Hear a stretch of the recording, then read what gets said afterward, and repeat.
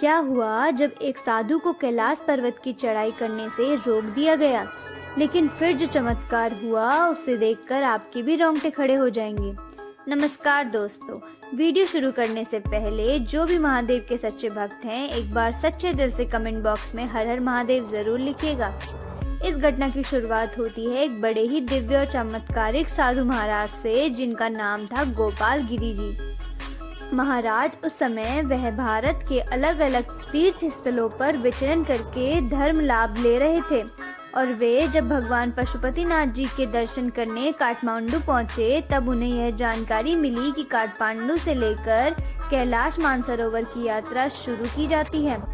गोपाल गिरी जी महाराज का बचपन का सपना था कि वह कैलाश पर्वत की परिक्रमा करें। मौका भी अच्छा था और इसे भगवान की मर्जी मानकर वे यात्रा की ओर आगे बढ़ गए। उन्होंने काठमांडू से तकरीबन 1 घंटे की यात्रा करी और वे फ्रेंडशिप ब्रिज पर पहुंचे, जहां से मानसरोवर यात्रियों की शुरुआत होती है। वह नेपाल चीन की सीमा पर है। जब डॉक्यूमेंट पूरे होते हैं तभी यात्रियों को आगे बढ़ने दिया जाता है और वह साधु महाराज यात्रा पर आगे बढ़ने ही वाले थे, तब अचानक से उस स्थान पर एक बड़ा चक्रवात आ गया और चीनी अधिकारियों ने सभी यात्रियों को वहीं पर रोक दिया।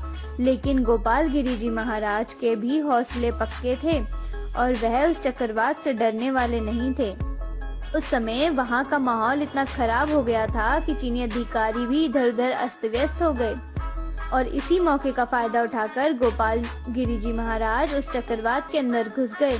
सभी लोगों को लग रहा था कि वे नहीं बच पाएंगे क्योंकि तूफान बहुत बड़ा था, लेकिन कहते हैं ना, अकाल मृत्यु वह मरे जो कर्म करे चंडाल का, लेकिन काल भी उसका क्या बिगाड़े जो भक्त हो महाकाल का।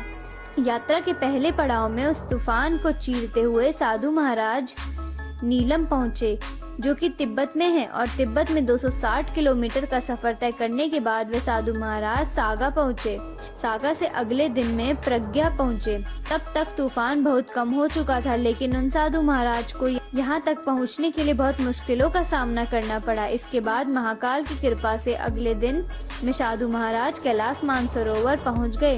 अब उनके सामने एक और बड़ा पड़ाव था, जो था कैलाश पर्वत की परिक्रमा, जो इतनी आसान नहीं थी क्योंकि इस परिक्रमा का दायरा 54 किलोमीटर तक फैला हुआ है। लेकिन हर हर महादेव के जयकारे लगाते हुए उन्होंने इस परिक्रमा को भी 6 से 7 दिनों में पार कर लिया। लेकिन इस परिक्रमा के दौरान उनके साथ कुछ ऐसा हुआ जिसने उनके भी होश उड़ा दिए। दरअसल वहां उपस्थित एक गुफा में उन्हें एक बच्ची दिखाई दी। शायद वे तूफान में अपने माता पिता से अलग हो चुकी थी। उन साधु महाराज ने उस बच्ची की जान बचाई और उसे अपने कंधे पर बैठाकर पुनः काठमांडू के लिए रवाना हुए। और गौर करने वाली बात तो यह थी कि फ्रेंडशिप ब्रिज पर अभी तक चक्रवात बना हुआ था। तभी वहां खड़े लोग और अधिकारियों ने देखा कि उस चक्रवात से कोई व्यक्ति बाहर आ रहा है, जिसके बाद उस साधु महाराज और उस छोटी बच्ची को देखकर सभी लोग बहुत आश्चर्यचकित हो गए। सभी ने उनसे सवाल किया कि क्या आपको अपनी जान की परवाह नहीं है? आप अपनी जान को मुश्किल में डालकर इतने बड़े चक्रवात से लड़ गए। तब उन साधु महाराज ने कहा कि यह सब तो मेरे महाकाल का आदेश था। वह मेरे द्वारा इस छोटी बच्ची की जान बचाना चाहते थे। दोस्तों, इस घटना को लेकर आपके क्या विचार हैं? नीचे हमें कमेंट बॉक्स के माध्यम से ज़रूर बताइएगा। अगर आपको यह वीडियो पसंद आई हो तो वीडियो को लाइक, शेयर और चैनल को सब्सक्राइब करके बेल आइकन को प्रेस करना ना भूलें। हर हर महादेव दोस्तों।